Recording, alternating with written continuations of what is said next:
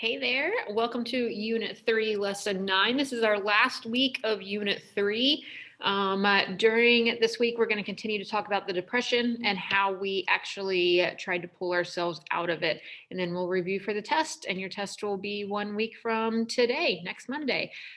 So your topic today that we're going to cover is going to be life during the depression. So last week we ended by talking about what was actually causing the depression.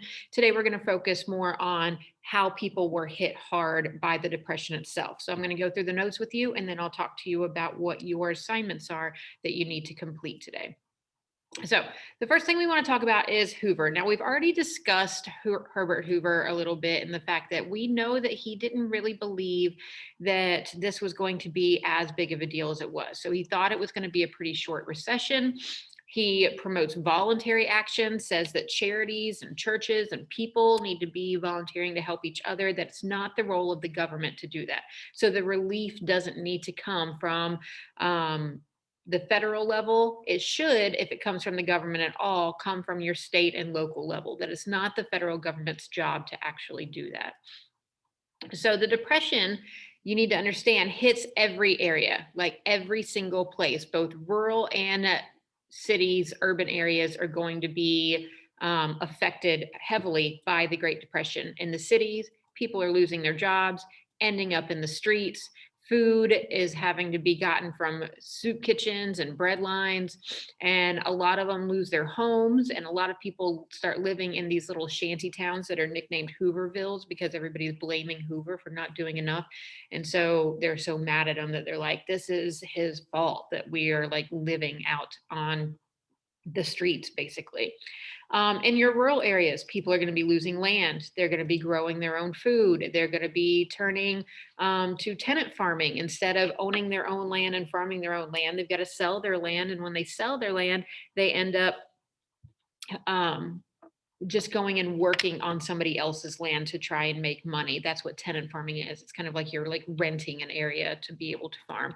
And that situation is only going to worsen because of a severe drought at the same time. So it's like the farmers get a 1-2 punch. It's like the economy is in shambles, so that's hurting them. But then on top of that, in the Midwest, there is this really, really bad drought that's referred to as the Dust Bowl because things got so bad. And I'll show you some pictures of that in a minute. Both of them, what they have in common is that people were losing their jobs and losing their homes left and right. It was just happening a lot. The amount of people that didn't have jobs. So if we think back to the last big economic recession, regardless of the one that we're starting to face now because of the pandemic. But the last one back in 2008, you had unemployment rates of like 10, 15-ish% during that time. The Great Depression, you had unemployment rates of 25% or higher. So you're talking about 1 out of every 4 people not having a job when they needed to have one to survive. So we're talking really, really bad unemployment levels at this point.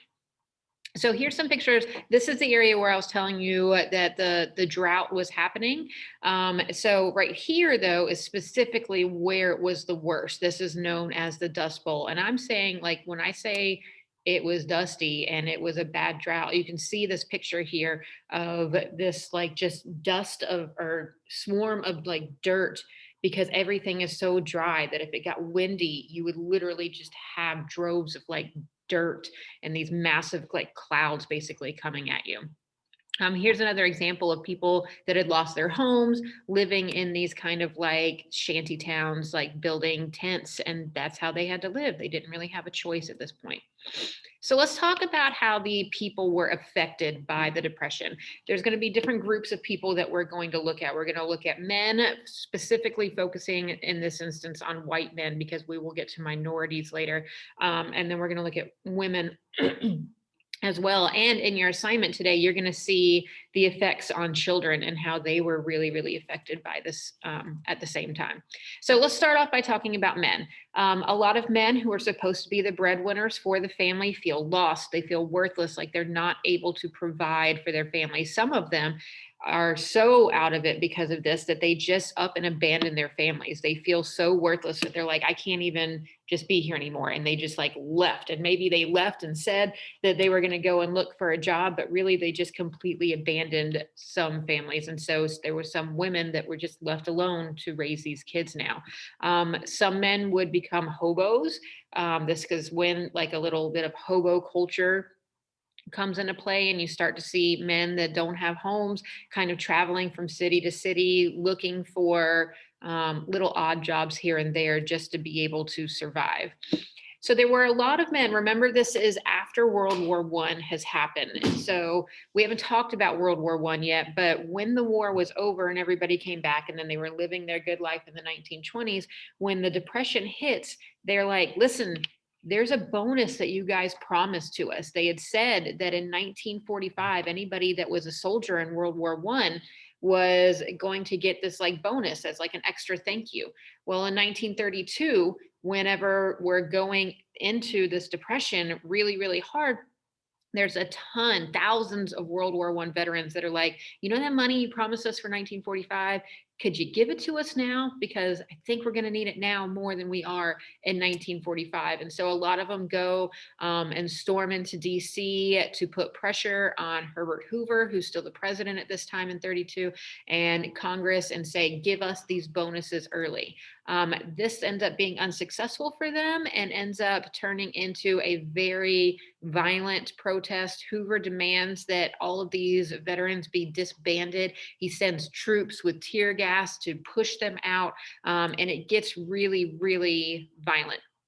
Again, when this happens, though, this really hurts Hoover's image. So it's 1932. It's the year of the election. People are already upset with him. This is just another thing that's going to make it that much easier for Franklin Roosevelt to get elected.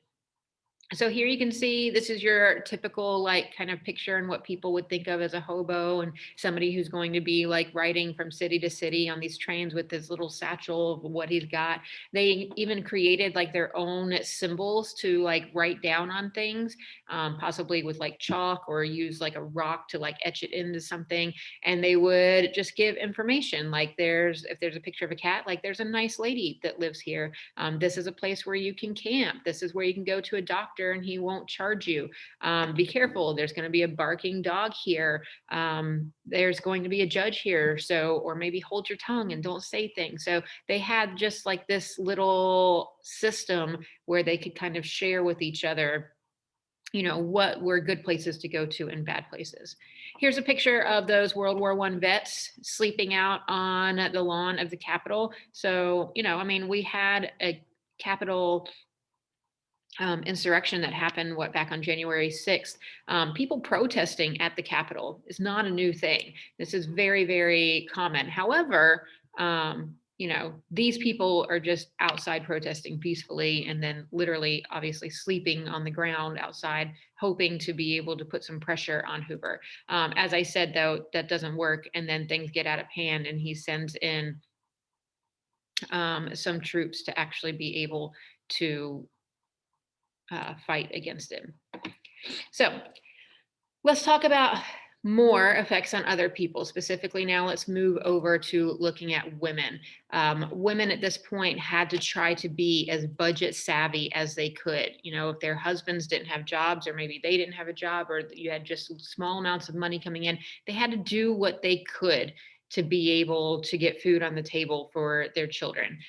Some of them went out and were successful at getting jobs. Some places actually wanted to hire women a little bit more because they could pay women less, which caused more resentment from the men because they're like, the women are taking the jobs and it's supposed to be our job to be the breadwinner for the family. But the employees or employers had to really do what was best for them, and they knew they could pay women less.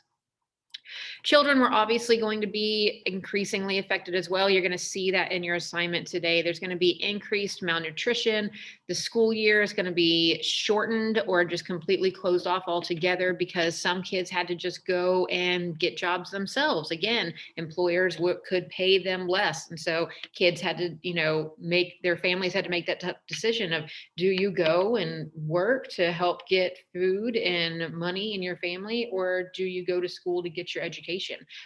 What's crazy is that we've been seeing some of these same decisions being made now during this pandemic, that, you know, there are some students that, they're having to go out and get full-time jobs to be able to help support their family right now. And education kind of takes a little bit of a back burner. There were a lot of teens, especially teen boys, who abandoned their homes, didn't want to be a burden on their mother and the other people in the house. And so they started going and traveling just like the hobos were, and trying to get some kind of life started for themselves. Here you can see this is probably the most famous picture out of the Great Depression. This picture shows up more than any other, and you can just see the worry and the weariness on the face of the mother and the struggling children. Here you can see another family, and the kind of conditions that they're living in.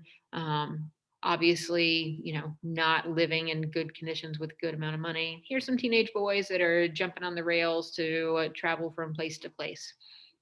So let's talk about effects on other people. Specifically, let's talk about those effects on minorities during this time. So African Americans and the Latino community, they're going to suffer more than anybody else. A lot of employers, because we are talking about the 1930s here, people were still racist and more likely to give jobs to white people over minorities. And so their unemployment levels are going to be even higher. They already had lower pay to begin with.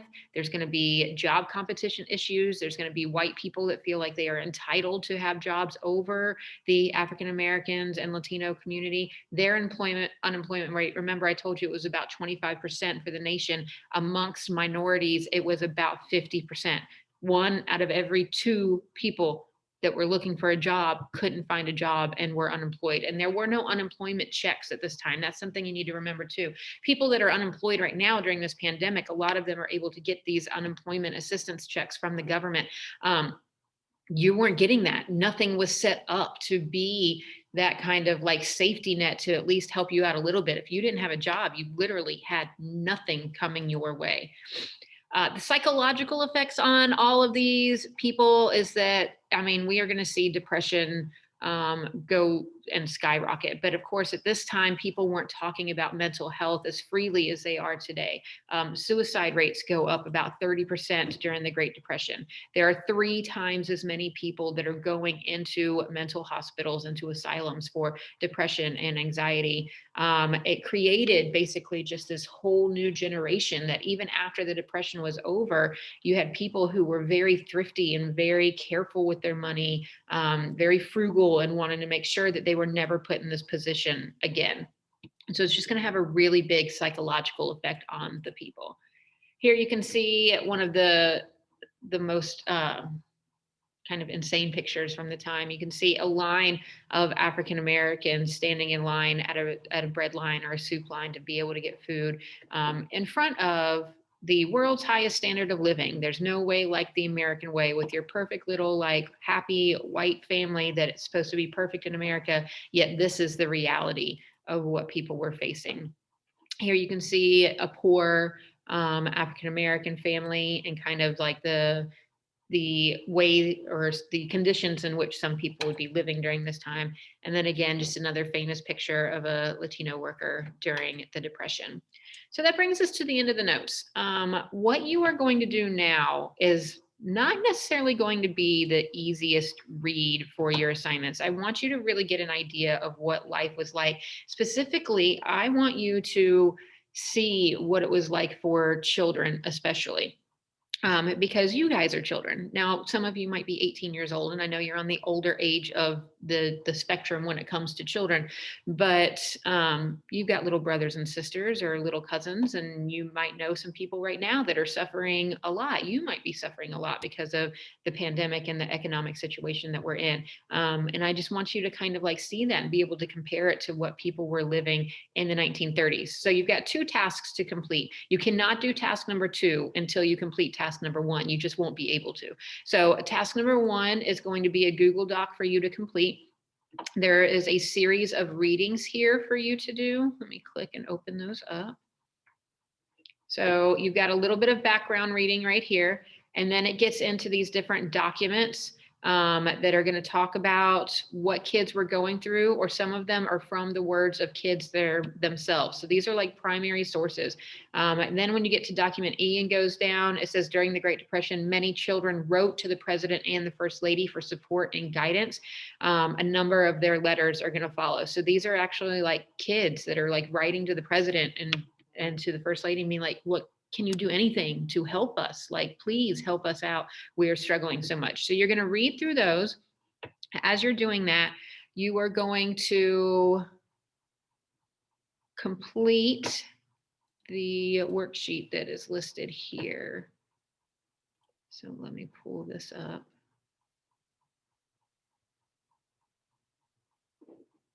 All right, so for your background reading area, you see you've got the 4 questions that need to be answered there. As always, please put your answers in a different color.